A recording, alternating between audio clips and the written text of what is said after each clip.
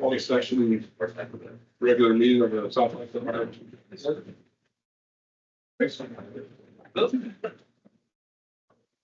Pledge allegiance to the flag of the United States of America, to the republic for which it stands, one nation, under God, indivisible, liberty and justice for all.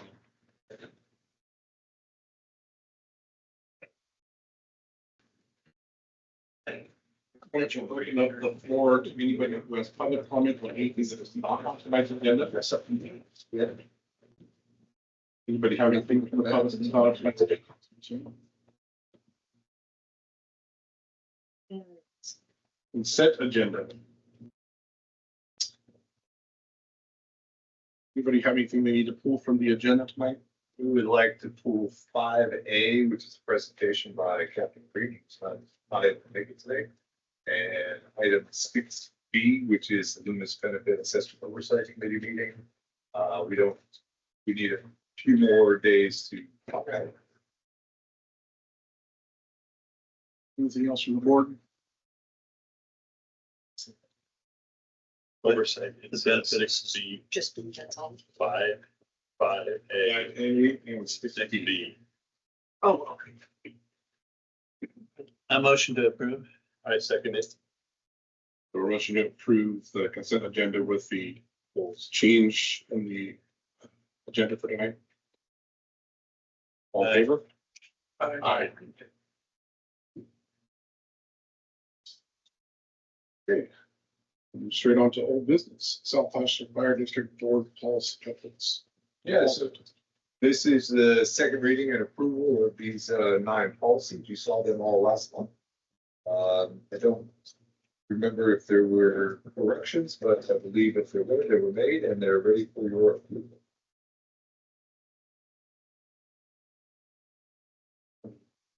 Comments or questions from the board on any of the policies, comments? Public comment? Any public comment on any of the policies? A motion to approve the second reading of the policies 1022, 1023, 1030, 1032, 1033, 1034, 1035, 1036, 1020. A motion to approve the second reading and approval of the said policies on the slide. I second it. All in favor? Aye.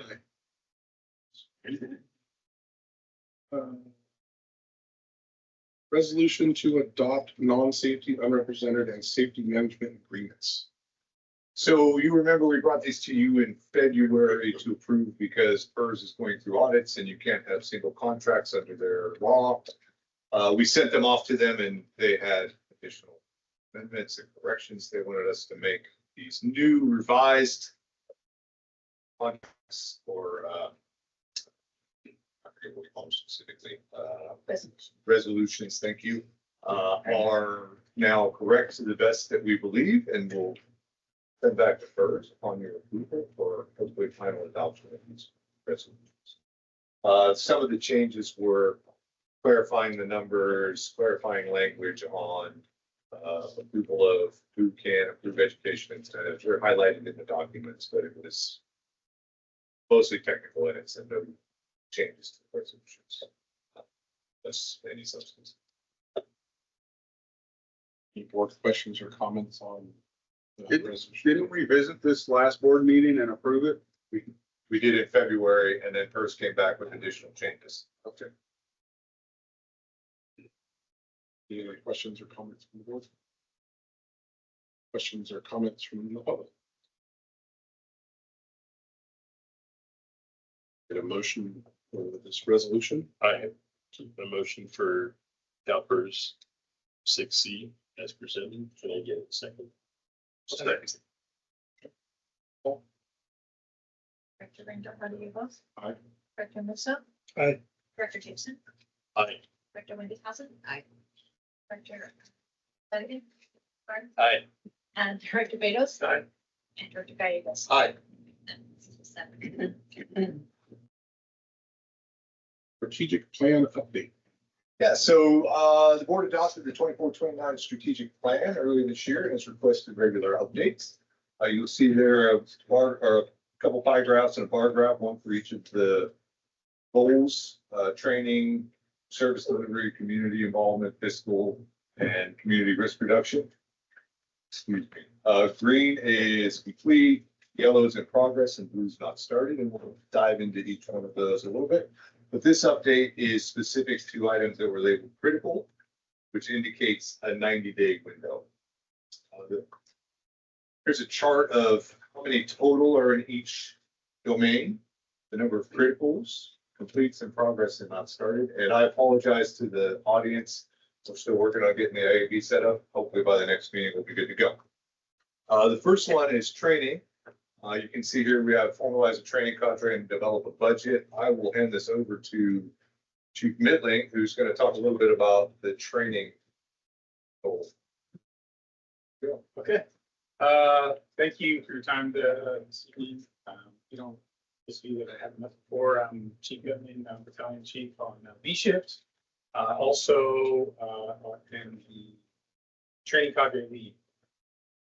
So, without further ado, I just wanted to bring up a few points related that we've discussed. We've met a couple times. It's the training cadre. The training cadre has 8 separate employees with some subordinate personnel that are SMEs in different areas that we tap into specifically for EMS to tie EMS into the academy. Got to make that seamless process.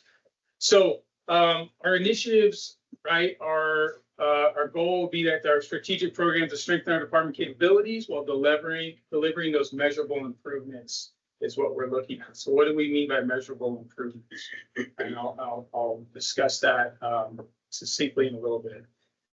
Obviously, emergency response, Chief Dewar sends us our response times. We look at that as well. Turnout times gets us out the door quicker as well. And then, of course, for you and the community to protect the community, to do more regardless, and to do as much as we can with whatever our current responsibility may be and our fiscal responsibility with that. So what have we come across on the academy? What we've decided to do is break it out into a standardized monthly schedule, meaning that we do a company evolution every month, meaning it's a cadre-led training evolution every month. What this started as was very simple skills: pull a hose, force a door, right? What we found out, and we were pushing some of this back at the company officer level, is that companies started to go, hey, maybe we could do this a little bit better. Maybe we could do this a little bit better. And so companies would come down here to Station 17, they would work on that training, and then when it was time for them to perform that skill in the next monthly evolution, they were that much better. Just what I witnessed on Sunday and Monday when I ran through this on B shift. Like, I mean, we're tweaking small things to forcible entry. So we've made some fairly significant changes, which is all in an effort to deliver emergency service quicker to you all in the community. So we've decided to, as the cadre, to have one of those directed cadre trainings a month. As things fill in, we have EMS training that comes in. This month we had an RT 130 training, which is our wildland refresher training that came in as well. So once a month doesn't seem like much, but when you start to add everything else in, plus inspections that need to get accomplished prior to wildland season, we were in red flag conditions over the weekend, so that kind of knocks out the afternoon because we like to stay in quarters for a good response model. Those are things that we've talked about in the cadre, as well as every month we've set a goal to meet and to reevaluate how we did last month, where we're going in the next subsequent months, and kind of pivot as needed. And then we track that at the battalion level. So the battalions lead these trainings with a cadre member, but the battalions are the ones that are looking at this training and going, how are our personnel on our shift doing? Right? Do we have some people that, hey, they need to have a little bit more time, whatever it may be, and so that's at the battalion level. So everything's driven kind of from a grassroots effort instead of a top-down approach. And so then what does that mean? So we're focusing back on those basic certifications that are your firefighter 1, your firefighter 2 skills to bring everybody up to speed that may not know. We have basic requirements throughout the state, firefighter 1 and firefighter 2 skills, really simple skills, throwing an air pack, pulling a hose, forcing a door, things of that sort. And they have to happen within a certain time frame. So those are our benchmarks that we're using to make sure that we're staying within those original certifications is when employees came out of the fire academy. So certain training programs that we've focused on in terms of initiatives would be instructional firefighting, wildland, and then hazmat fro. It's required by law, and it's not for some of us the most exciting, right? But it's required by law. So for example, in a training I was at today, I was talking a little bit with one of the guys from Roseville to bring Hazmat 1 out, who provides hazardous materials services to us for the operational end of it, to get together for an annual drill. Last year, when we did that at the water treatment plant, it worked out really well. So we're looking at trying to put something together again. Structural firefighting is what I hit on with you earlier, talking about our monthly evolutions. But that only takes it so far at a basic level. We need to start expanding that into a little bit things that cost more money, right? Materials, live fire training, sending individuals to classes and whatnot. We have discussed right now about it. We have a proposal that we sat down with the chiefs about, talking about ventilation training. Since we don't have a truck anymore, what do we do? It doesn't mean we just go, oh, well, we pivot and try to understand how we can accomplish that task at the engine company level. So we're in discussion with things of that nature, the structural firefighting, and then the wildland. We just got done with our RT 130 training to accomplish those basic annual skills that are required to keep us current. And then we also have a couple individuals, which I'll touch on a little bit later, that we're sending. And we have a couple individuals, including myself, that are certified to teach instructor train the trainer class for off-road class to teach our individuals and our new engineers. How do you take this $500,000 piece of equipment and make sure that it ends back up on the pavement in the same way that it left the pavement is the best way to put it, right? For keeping costs low. So another portion that is like how do you eat the elephant conversation is the position task books. Each position has task books. A portion of that and something that came out through strategic planning meetings was those task books are outdated. How are we going to fix that? Well, we just started at the basic level. Captain Robertson's working on that and taking a look at those task books and trying to align that through. We have with our new employees that are coming through, we're already in real time seeing, hey, this could be fixed, this could be tweaked, this could be more streamlined. And so that's a longer term goal, but we want to make sure that new employees, when they get onboarded, have a very clear, concise process that's updated and their skills are for what they need to accomplish. And then we want to align, obviously, those with our standards that we're meeting is that we're not requiring any of our probationary firefighters through the task book to accomplish anything more than the standards that are laid out in the state curriculum.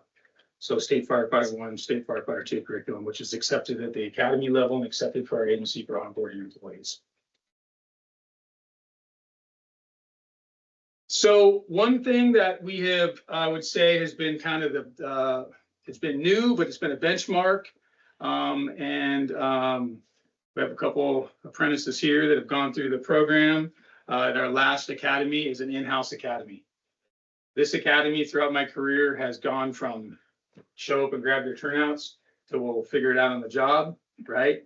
And that worked for a time period, to the last academy, the Captain Kinchelow and Captain Bothier spearheaded with a lot of support from the cadre and support financially from administration, was a in-house academy that covered everything to onboard them, including EMS, how to drive an ambulance, how to get to the hospital, things of that sort. We also had another individual, firefighter Rydell, who really helped us out at the tail end, bringing that section together. So we had an after action after that, sat down with administration. Hey, here's the good, the bad, and the ugly. And for any future academy, our plan is to sit back down with administration and, hey, all right, now here we are again. Here's an outlay that this may cost, but what it does is it brought it in. It was very similar to this last academy. I can tell you from teaching at both fire academies at Sierra College, it was very similar to, oh, we stepped it up. Everybody has their water bottles on the same side. Chief, you know what I'm talking about, right? Water bottles on the same side, binders in the exact same position. There wasn't anybody that was out of place. That was driven from at the company level, meaning the company officer level from Captain Kinchel. So I think we've done a pretty good job. We just want to continue that. So if I had to say anything that's come out of the cadre recently that I'm very, very proud about is our company trainings every month and our in-house academy. So where are we looking to go, right? Well, training isn't the cheapest thing in the world. It costs money, right? I don't have anything prepared that says they cost this much money, right? But I can tell you that what we're looking at, and I mentioned it briefly, was vertical ventilation training. We've looked at our vertical ventilation training and said, well, we don't have a truck. That doesn't mean that we don't need to vertically ventilate homes, and to make sure that we're all speaking the same language. You're saying, well, what do you mean by vertical ventilation? I don't understand that. That's to get those superheated gases, literally cut a hole in the roof, or use horizontal ventilation to get that superheated gases out of the structure, which would allow that lift inside the structure and allow for the engine companies to make a quick attack on the fire to keep our costs low, better fire recovery. So we're looking at doing that again, earmarked for October after fire season. And then in the wildland, Engineer Colster and Engineer Kaiser will be attending an off-road train-the-trainer class in June in Hollister Hills and Gilroy. A couple of us have attended this a number of years ago. That was me actually. For a number, I didn't have more wrinkles on my neck than being in the sun. But Engineer Patterson and I attended that, a picture that's up there. So it's funny that like we're actually on the company's website from back then. So I personally got a lot out of it. I know Engineer Patterson got a lot out of it, and I think it will be definitely beneficial. The department has agreed to outlay a significant cost to send these individuals, but we have 2 engineers going, and they're going to come back, teach that information, and bring that back to the troops. And then as well, any other training updates, right? We're looking at different tools, and from when we first built this facility down here, there's a lot of things that just need upkeep and maintenance, right? In terms of storage and physical tools, drills, and things like that that are consumables, but we've used those tools for about 10 years. I think we got their life out of a drill, right? So these are little kind of nickel and dime items, but things to meet with, work with administration. Any questions? Are you done with your presentation? Couple thoughts. First of all, thank you very much. I am very pleased personally that you were able to put a cadre together. You as a chief officer are leading it and obviously have taken the lead. And I really appreciate that. I appreciate the fact that you're working with the administration to get what you need.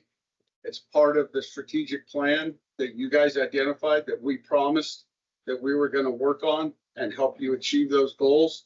So great job on that. When it comes to training, if you need stuff, I will support it 100% if it comes to the board. You need units of plywood. If you need 2x6s or 2x4s to fix your roof prop, if you need drills or you need a nail gun and a compressor, I am 100% for it. I am 100% behind your multi-company drills.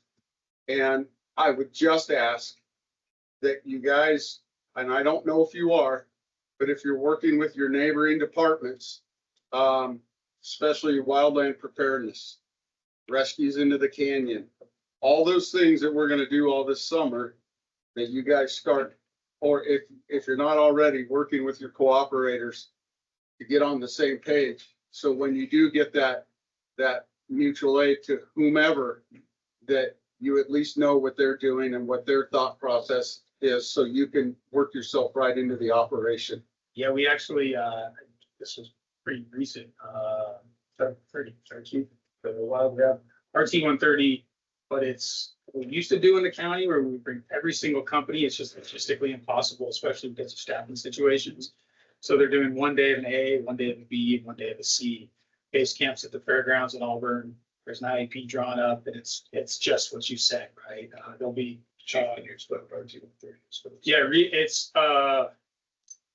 that's what the acronym. I just explained what it is. Recency training. I'm gonna make it sound like I know what that is. What is it called? RT 130. I know what RT 130 is, but it's basically we're required every year to go through to make sure that we understand basic skills, right? Can we deploy wildland hose in a timely fashion? And if there's an emergency, can we put on our fire shelter and have a chance of survival? Do we understand basic firefighting tactics? Do we understand basic fuel, weather, topography models? So for us, we're very well poised and we have a very good relationship with CAL FIRE and the unit here. Personally, I have a very good relationship with a lot of those battalion chiefs. It's worked out really well. So yeah, so we're doing that coming up here at the end of the month.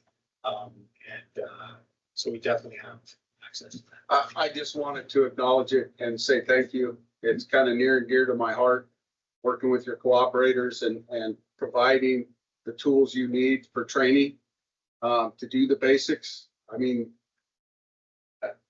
please don't take this the wrong way, but it's your job.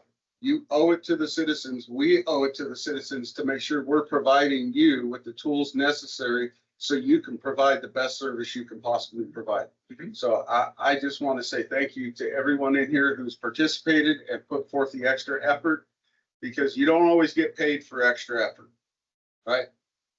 But the pride in the fire service and the pride in delivering the best product we can to the people we're responsible for, which is the taxpayers of the community, that I truly appreciate that. So thank you. Great job. Nice presentation. I like what I heard. Yep, same with me. Thank you. I wanted to say thank you, that I really appreciate. It appears that there's commitment at all levels through the organization to participate in this and make it worthwhile. And that was apparent to me. And I want to thank you for your leadership in this and thank all of staff for engaging. And I really like that evaluation and evolution, because nobody knows the job better than the folks that are doing it. And if they can have input in the process, I think that's really, really valuable. So, and kudos on, formalizing the fire academy.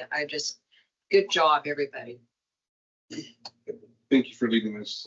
Thank you, Captain Kinchlow and Matthew, for being part of the academy. I really am impressed with the cadre led drills going on monthly, because that's, you having been as a company officer for a period of time and having to deal with that, it helps them out, and I think it's a great way to keep everything moving and keep everybody on the same page. Well, just for 100% transparency, I can't take the complete credit. I just happen to be the guy that puts it on the house calendar. Well, thank you for your entire. Captain Kinchlow and Bati are the ones that are in the background that don't really get the credit, but they're the ones that are like, hey, we're gonna put this on the calendar. We do, yeah, I'm sorry, you're right, let's do that, right? So they're the ones that are moving the shakers. I just happen to be the one. Well, and that's why I thank them also. Whoever was involved, and putting forth that effort, you just happen to be the figurehead in charge, right? Yeah. So, thank you. And please, if someone's here that was doing that, if someone's not here that was doing it, please pass it on from the board that we appreciate the efforts. Thank you for your time. Very Thank good. Yeah, Great job. Thank you. Yeah, huge thank you to everybody, Kinch and Bob, both for what you've done in the academy and Chief Bentley, to all the captains down here at 17, to Captain Klein for being a part of rebuilding all this stuff. Everybody's put a lot of effort, and I think it's really starting to take off and gain some momentum. So kudos to all of you. Thank you very much. Thank you. With that, we'll move on. Fiscal sustainability, critical, or a goal was identify current fiscal needs. Engineer Patterson is working on that one, and briefly, I think, provide an update for you. Yeah, you want me to just do both at the same time? Yeah, that'd be great, actually. Thanks a lot, Wally, for having the PowerPoint presentation. I have handouts. This is just a Google search. Yep.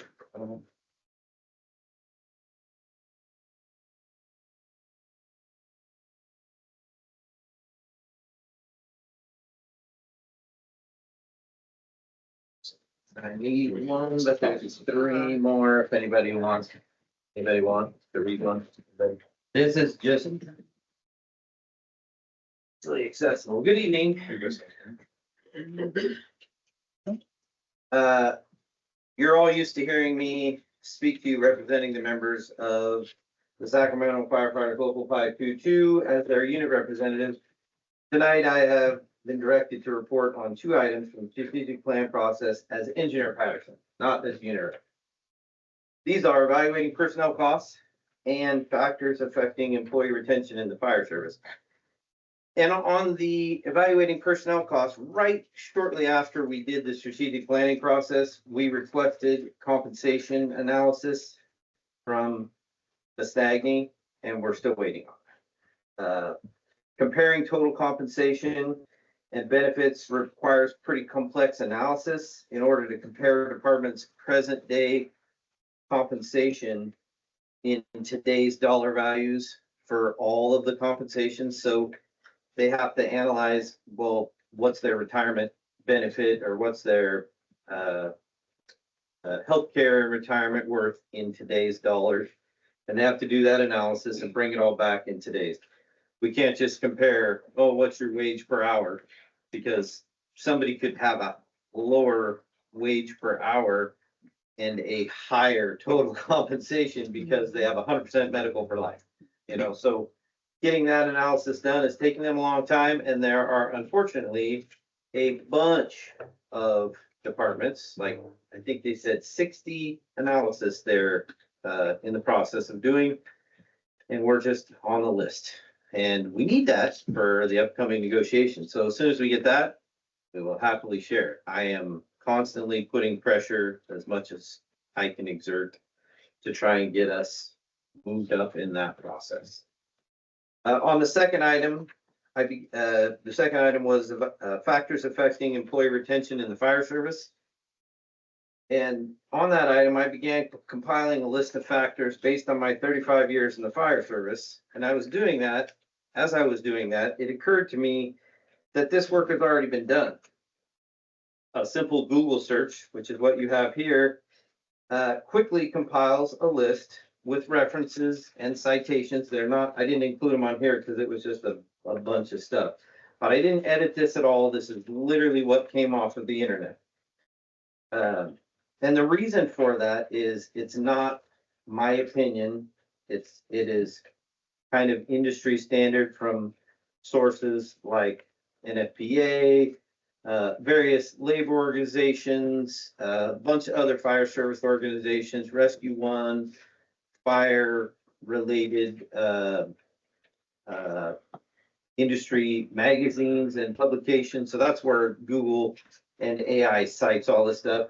If you literally put in factors affecting employee retention in the fire service to a Google AI search, this page is what you'll get, and you'll get all the references that you can click on if you want to check them.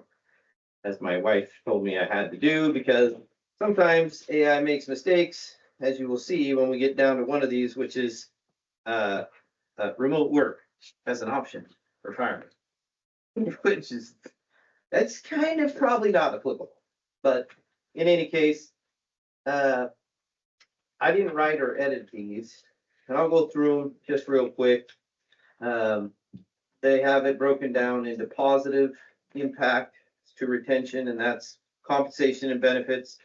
Competitive pay and benefits include health insurance, retirement plans are crucial for retaining firefighters. Work-life balance, the demanding nature of firefighter can impact work-life balance, so policies that support it, such as flexible scheduling and time off, are important. Leadership support, effective leadership, including support from supervisors and the department as a whole, is vital for building trust and morale. Organizational culture, a positive and supportive culture that values teamwork, communication, and recognition, is essential for fostering employee satisfaction and retention.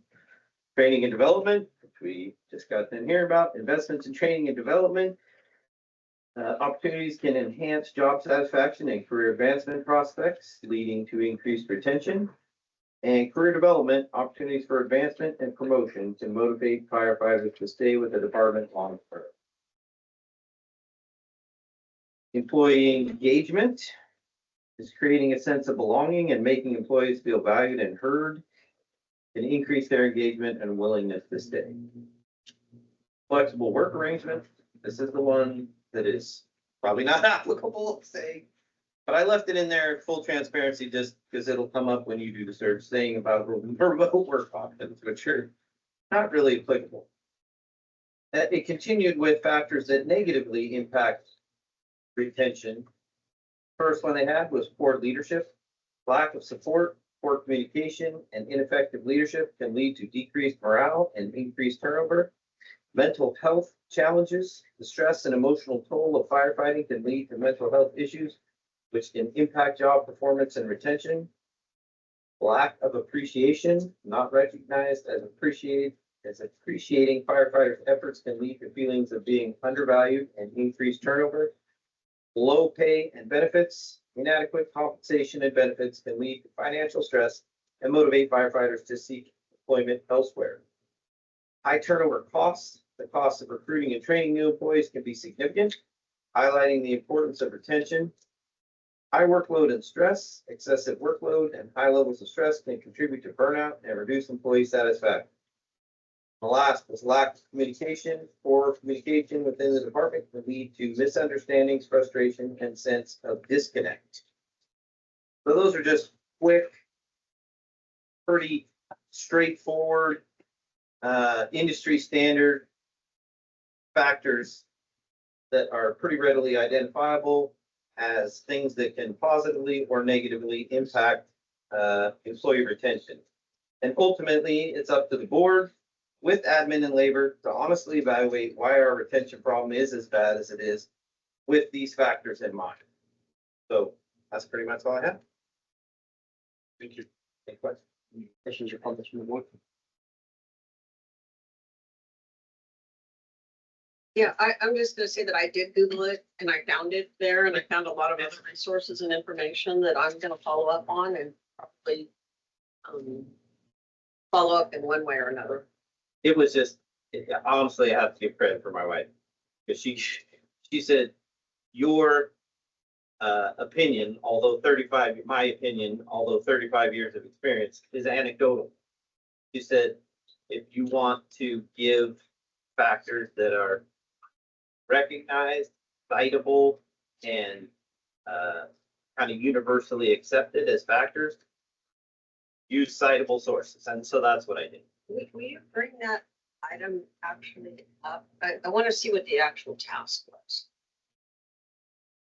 House was to, or the goal of. I don't remember.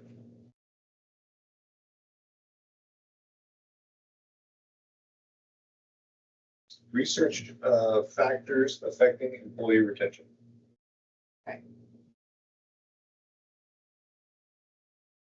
I think this is pretty applicable to a lot of professions and, the value of being appreciated and needed is paramount as far as helping to create a positive work environment. So I wouldn't disagree with any of those things other than maybe the work at home.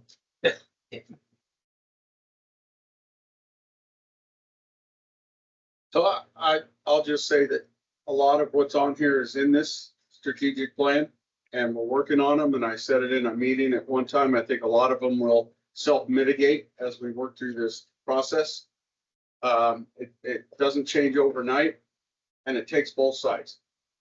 It takes effort from not only the employees, but the administration and the board to make it happen. It can't just be one side or the other. It takes both sides. So as from my perspective, we've committed to all of you that we support you and that we're going to continue supporting you.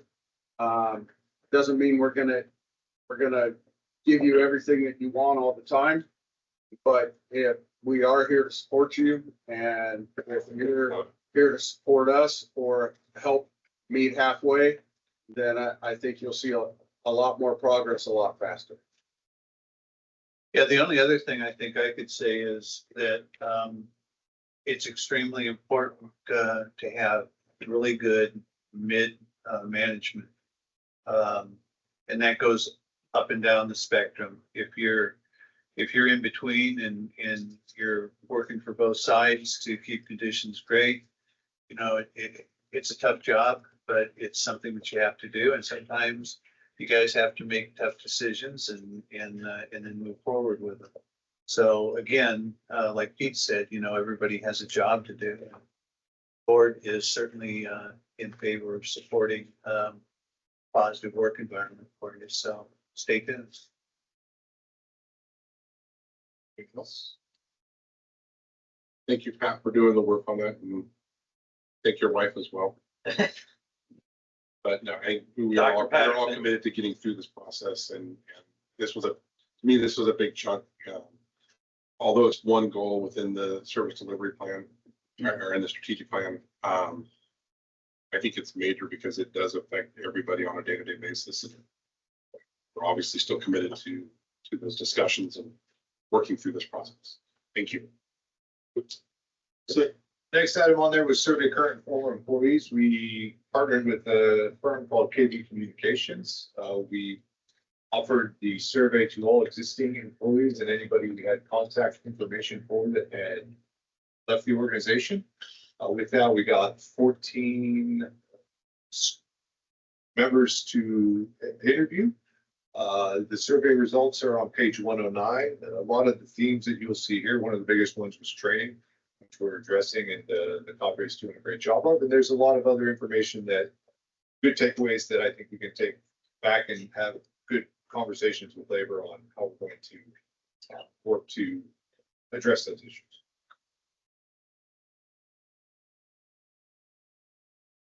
From the board in regards to the survey.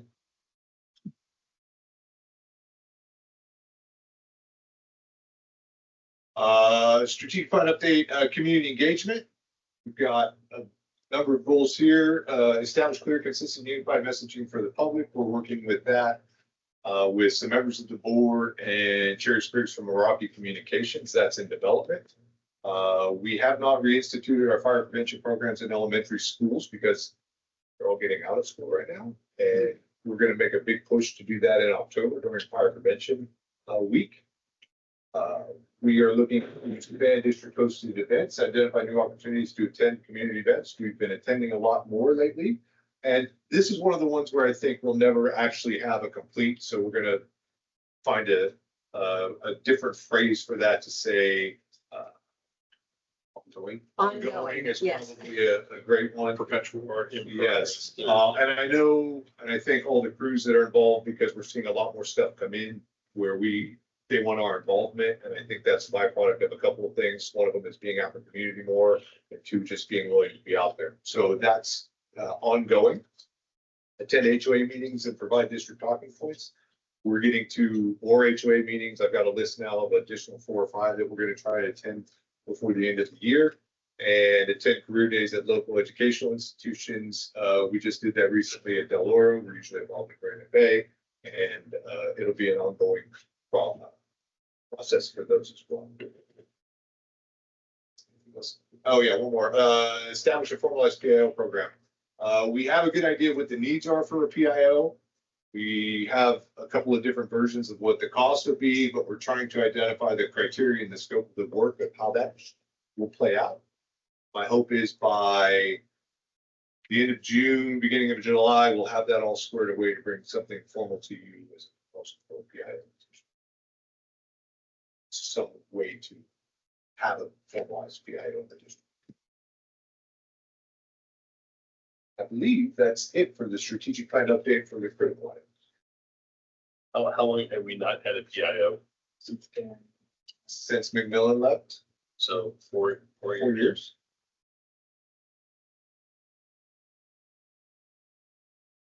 Questions regarding the strategic plan from the board? What are you doing for a PIO right now? We've have a Kluge put together when we've got some members doing some social media. We've got stuff that gets directed to administration. We're addressing on an as needed basis, but in general, we don't have a formalized process. So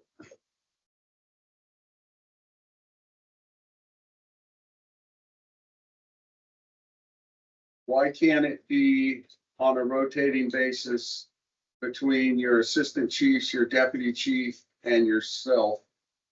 Everybody takes a week on a calendar until you do get something established.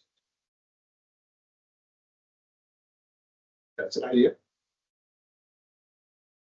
And then I know where you can get a PIO class, so we can talk about that. Sure. So, you know, I've mentioned it to you, but I think that honestly, being a chief officer, for many years, that fell upon me as much as I didn't want it to. And so I had to learn, what to say, what not to say, what to release, what not to release. Even though I was officially never a PIO, we had a rotation of the battalion chiefs. And when it was your week, being down in the Bay Area, there was a lot of news interest. And so one person, I know it's different up here, but down there, it was just, it was an animal. And so we had to share the wealth. And so it just, you got to get over the initial stage fright, and then it's not that big of a deal. Well, and I think it's more of a year, and correct me if I'm wrong, I think you're looking at it from the emergency response report outside. I think some of this is more on the engagement and ongoing process of selling and promoting the district, right? And I know Director Musso has been a huge proponent of pushing this forward because we have a wide process there. And I think what we do need is, at the end of the day, someone who is looking at the big picture to run that story of the district and handle those communications. I'm not saying that you don't need somebody, but in the meantime, For sure. I guess I'm kind of curious, what is your process right now? And do you share it, or is does it fall on one person? You know, like, and I know your, you know, prevention chief over there is probably gonna want to stab me in the eyeballs, but he should be reaching out to all the schools, and when it comes time, and maybe he does that. So I think maybe a division of labor until you get that person.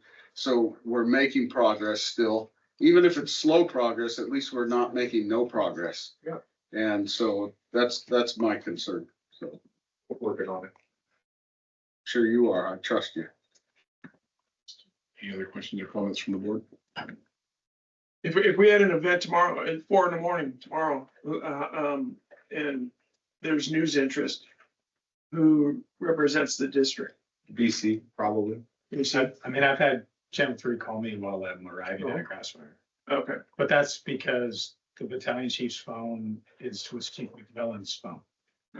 Would I that, accidentally answered the phone. And then we could feed that up and down.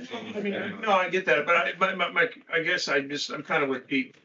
It's like, it doesn't seem like we're kind of winging it. That's what it sounds like to me.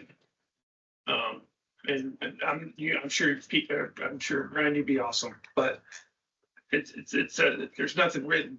There needs to be something. He says, I don't know. That's just my thought. I don't know. It seems like we're kind of winging it.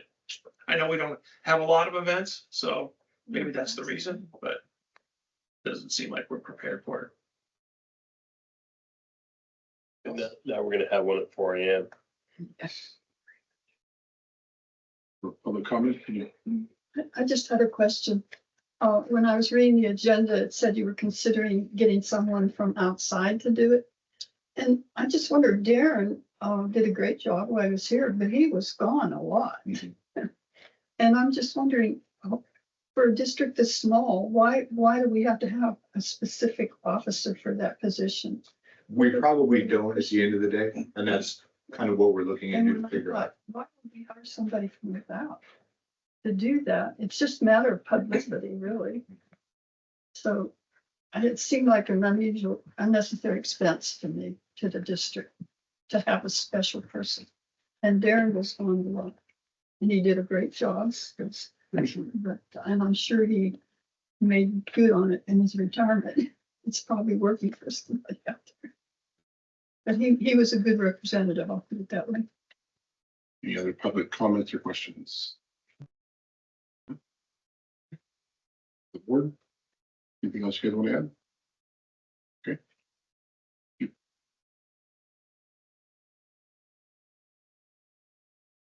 Moving on to new business, Southwestern Fire District policy updates. First reading and discussion on two new policies or one revised policy and one new policy.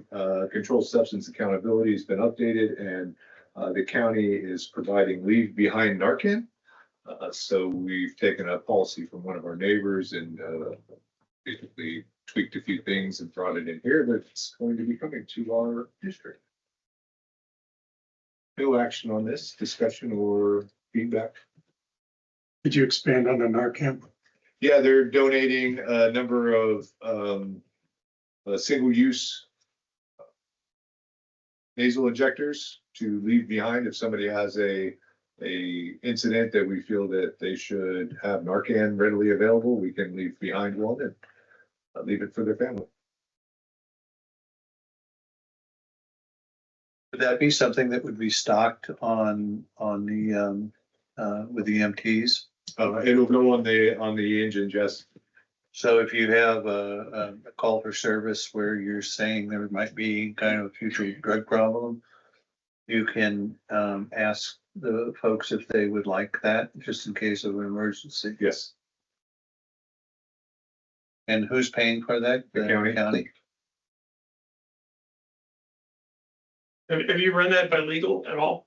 As far as giving people drugs or something like that, that without any kind of training or any kind of just leaving it on the scene? It's a county-wide program that's being funded by Health and Human Services. So we kind of fall under their umbrella then? Is that what you're thinking? Okay. And I'm sure SSD will have a policy on it, which I'm sure we will follow.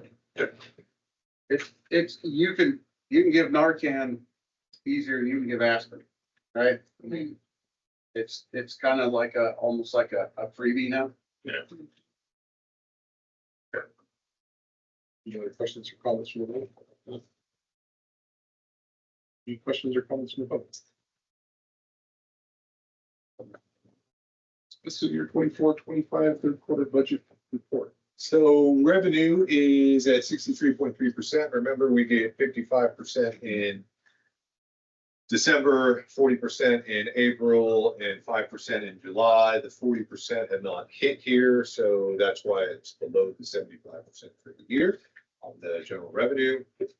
Mitigation is up, and as well as CFAA over what's budgeted, but those are mostly CFAA's pass through. So what we get is what we spend minus 10%.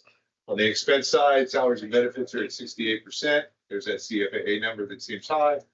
Service and ops is at 59.2 and consolidated mitigation is at 56.8 for a total of 65.8 on expenditures. And this is third quarter, so that number should be somewhere around 75. So right now we're doing well, but remember this was the March budget and we're now in May. So there's been some expenses on there, but we're still tracking to be on target for the year. Is the new roof of 19 that number again? Not yet, the next one, but we're still within target.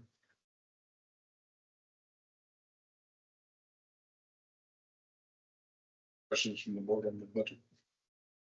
Board. Any questions from the public?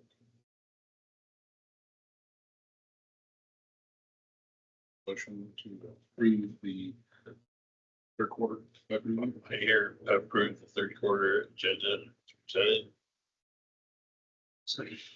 All in favor? Aye. Emergency medical services fee adjustment discussion. So this is the annual update to the EMS fee schedule. We usually tie it to the CPI, which is in your packet, I believe, as to what it was this year. But due to recent passage of Assembly Bill 716, which is a transparency in billing law, it's been recommended by our billing company that the district change its billing matrix this one time to align with what the current approved standard is. So we used to bill for individual itemization, and instead we've removed that altogether. And we've now included our first responder fees for the ambulance and the service, so it's rolled into the base so that only necessary and billable items are included. So if you look on page 137 of the packet, you can see what it used to look like with all the individual drugs in there in a matrix with old costs and new costs. Essentially now our fee schedule looks like this. And while we were doing this, Chief Magnuson did a fee study of the surrounding areas to make sure that we were in alignment, and we're right about in the median of what all of the other agencies are charging. Some are higher, some are lower, but we're pretty close to the median for almost every single one of those. And that's on the right side is the proposed is where we're at. And with that, this has been appropriately noticed.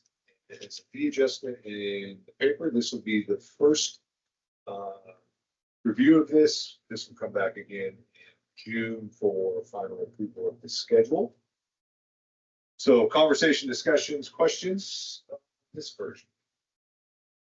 Got a question. Rather than, In regards to this, in the past, Medicare and Medicaid both had issues where they want everything itemized out. Is there any issue that we're going to get with that? We don't believe so, because this is a California law. And so Medi-Cal, Medicaid are all state driven. What about Medicare? Medicare will pay what they pay, and I believe this all aligns with CMS's recommendations. We're not the only ones, so this is across the state. And what we're trying not to do is get jammed up in the transparency of billing scenario. And that's why this is the recommendation to move just to high level items where everybody understands that, hey, if I get transported for ALS, this is the fee.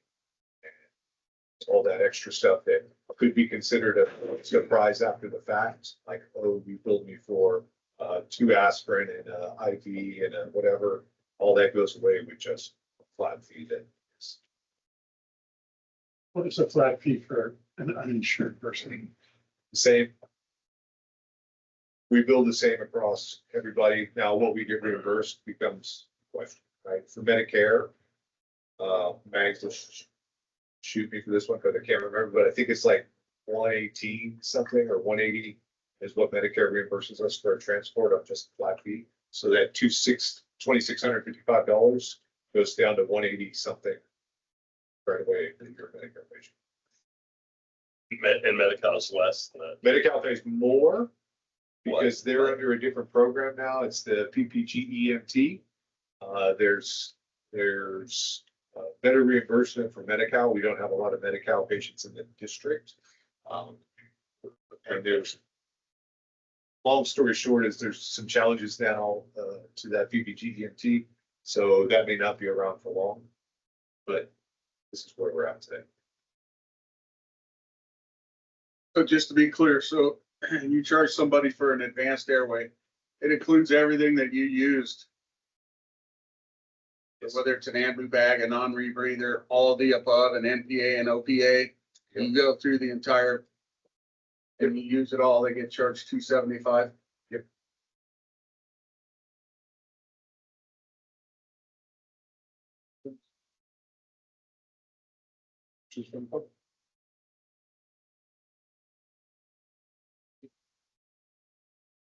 Resolution of intention to continue assessment for fiscal year 25-26. So this is the public hearing to continue the benefit assessment in the former Lewis Fire Protection District. The engineer's report came back with the CPI of 2.3788%. That increases the average single-family equivalent by $6.42 from $270.28 to $276.70, resulting in a net revenue of $1.267 million. The Oversight Committee reviewed and passed a recommendation to approve the requested increase. For you all, this is a public hearing, so you'll have to open the public hearing, hear public comments, close the public hearing, and then take board action on this item. Open the public hearing. Comments, questions from the public? No. Okay. Close the public hearing. Comments or questions from the board? The resolution, motion. I'd give a motion, that we approve the the Lewis benefit assessment as presented. I I'll guess. second. Okay, roll call.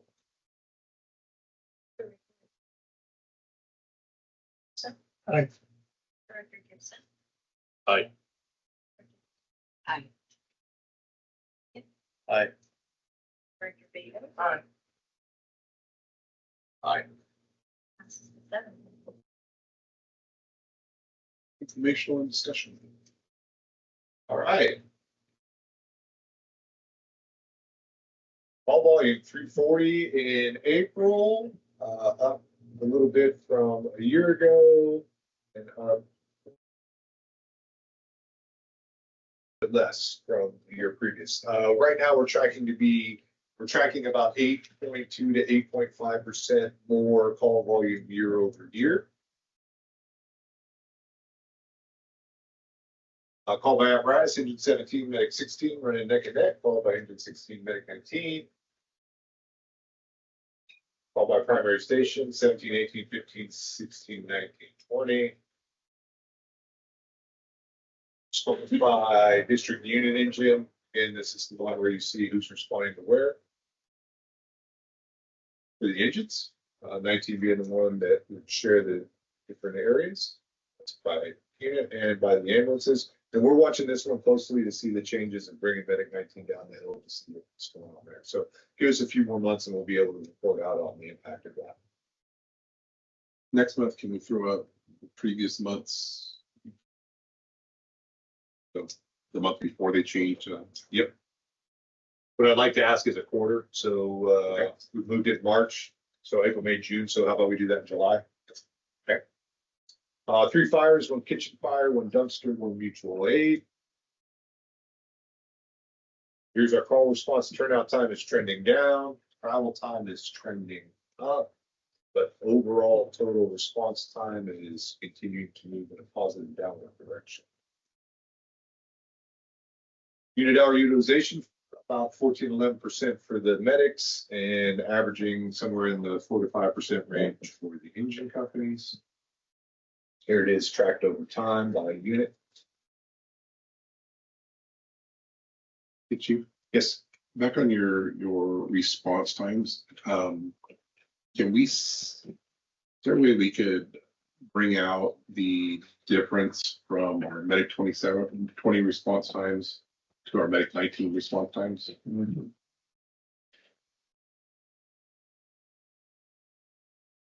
Kind of give us an idea of how much we're spending on those. Yeah. Medic.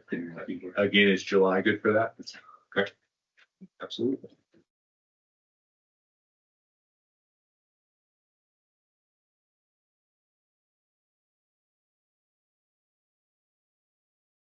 SSP's response times at 97% within the target.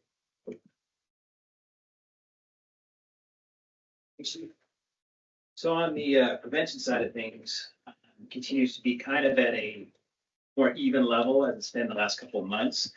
Usually this time of year it starts to kind of tick up a little bit, but for May it was kind of still staying in that average zone, which is nice, gives Katrina and I a chance to actually get our heads above water for a little bit. We had 7 new residential starts, 2 new commercial ones.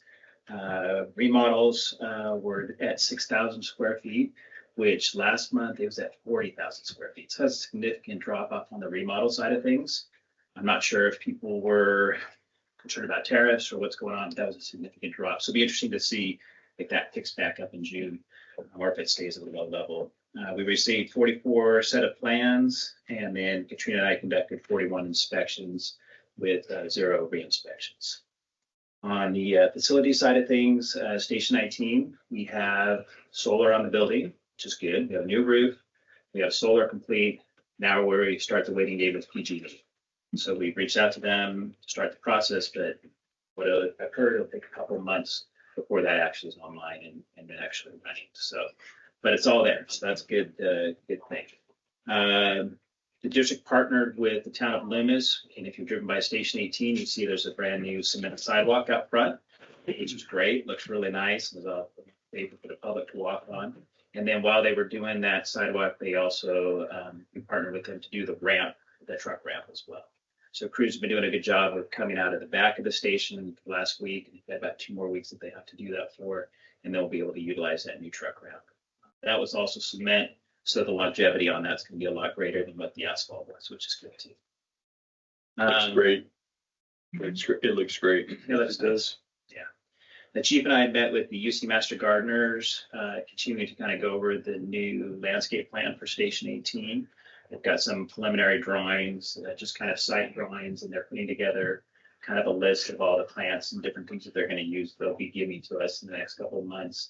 We're looking for a target of the fall before they actually start that project. So probably around October, November, before they actually start doing the work out there. They're reaching out to local organizations, Boy Scouts, the town, and different other organizations within Loomis to get some assistance, some volunteer assistance on taking the old landscaping out and doing things like that. So it's a good program. It'll be interesting to see how it turns out. It'll be a really good educational piece where we're going to design it in a Firewise standpoint where we can educate the public then with some placards and things like that to talk about what plants are there, how they're planted, distance from the building. It's going to meet all the guidelines that are in place for defensible space. That'd be a good opportunity to interact with the public through our landscape. And then on the investigation side of things, we had no significant fires. Investigations were conducted by the team last month. Any questions? Thank you. Large overtime, mostly 56% of our overtime is driven by open positions. Voluntary versus mandatory, somewhere in that 1/4 to 3/4 range has been steady over the last few months. Long-term picture, total overtime hours hovering right around 2,200, and total dollars is in that $70,000 pay period range. Leave usage this year over last. Overtime's almost what it was last year. Sick leave's up a little, vacation's down. Not sure if we had any committee monthly reports, so I'll leave that all up to you to report out if you have something of significance. Our meeting is Monday. Monday, perfect. Anybody else? It's this coming Monday? No, not this Monday. No, it's 27th. Next Monday, It's a Tuesday. Next Tuesday. Tuesday. Yeah, it is. Okay. Yeah, it's 27th. Tuesday, okay, Okay. perfect. Thank you, because of the holiday. Yeah. Anything else? Sorry. PARS report out, sitting at 166, 1,675,000 in the fund. It was about 38,000 in the next report fees. And we got two thank you letters from the public regarding some, one was for an incident we responded to, and one was for participating at an event, an education. What were the letters, the thank you letters for? Or the one letter for the response? We went to a medical that the crews, we got Joe Stevens, Justin Silva, Joe Peterson, and Justin Bothier and Greg Warren for their quick response and care. Nice. Question, things, Yes, they're in red and in parentheses. Is that a loss? it is. Okay. I think we just got the report for this last month. It's up 16,000. It's been sitting somewhere between 1.6 and 1.75 over the last 6 to 8 months.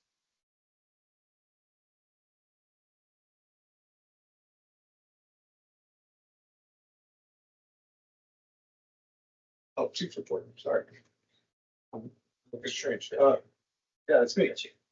Station 19, Jeff talked about the construction complete. Jeff talked about, man, he took all my stuff, sidewalk. A couple of members, myself, Chief Magnuson, and Captain Gray attended the Image Strength Connect conference. We got some time to look at some of the current products, talk about their transition from the National Fire Incident Reporting System to the new NARAS system. We looked at some other programs that are possibly coming our way for staffing and pre-planning, so it was a productive conference. PCWA is doing an outreach campaign for fire hydrants in the community. They're going to be filming, I believe, some of the RT-130 training. They're going to put a package together for the public to educate the public on what a hydrant is, what it isn't, where they're at, how hydrants aren't designed for wildfires and that the water supply is not infinite and will run out. We had a meeting with SSV to talk about their contract extension. Wildland season is upon us. If you haven't noticed outside, the weather is getting nicer and the weeds are getting taller. So that's all coming our way. As you heard from Chief Bentley, we're gonna be doing that training here in the near future to get ready for that. And finally, CAD to CAD. So if you're not aware, there's 5 different dispatch agencies for fire in the county, and right now they don't talk at all. The county has agreed to fund the tools needed to interconnect them electronically so that they all can start sharing information back and forth. That includes call types, resources, pretty much whatever they're doing on the computer.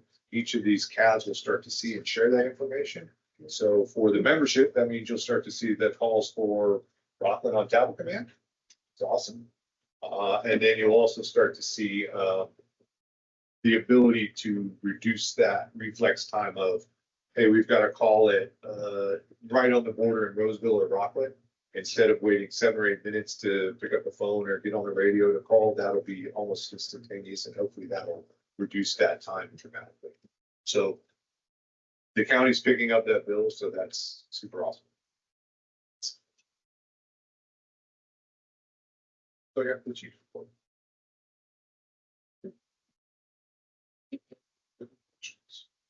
Schedule functions. May 22nd, this Thursday, 2 days from now, the Loomis is doing their State of the Town at 8:30 a.m. at the Blue Goose. May 26th is Remembering Our Brave Heroes event at Del Oro, 9 a.m. on the football field on the holiday. May 27th, the supervisors, I believe it's Supervisor DeBate, is hosting an open house at Del Oro.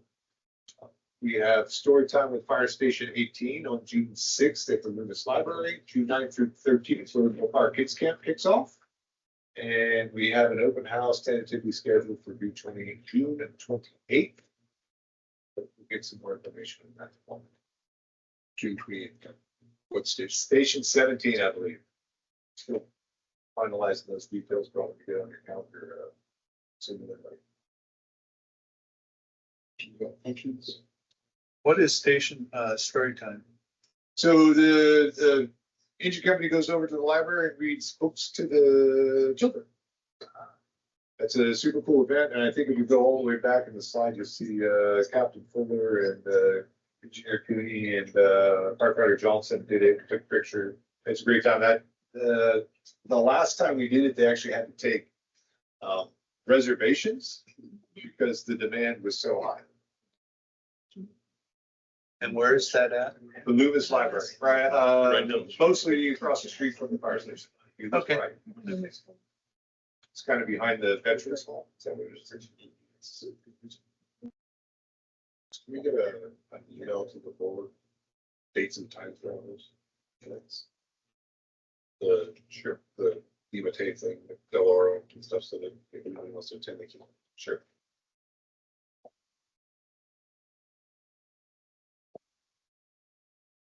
Screenshotting it. There was a time also. I was going to, then it was a time on. I like your skills, man. Like one there, a fucking word of not till about 20 minutes.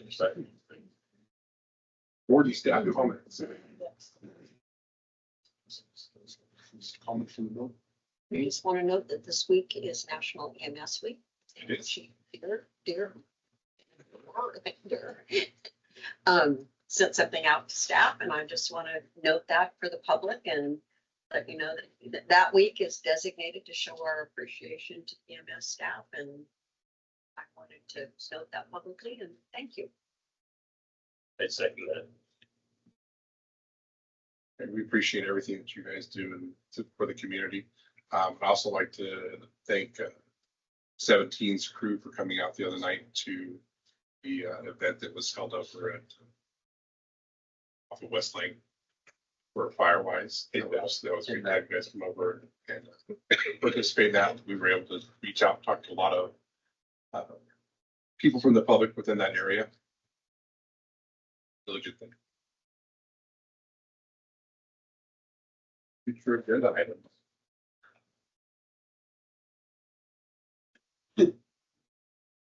time, we will. Yes, we're adjourning to close. Okay. To make sure. We will be going into closed session.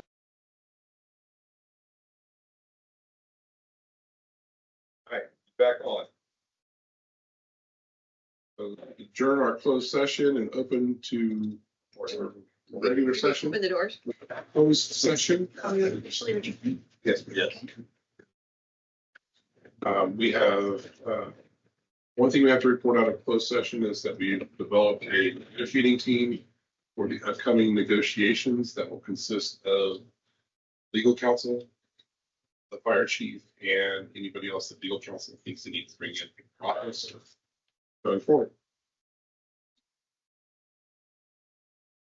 Sure.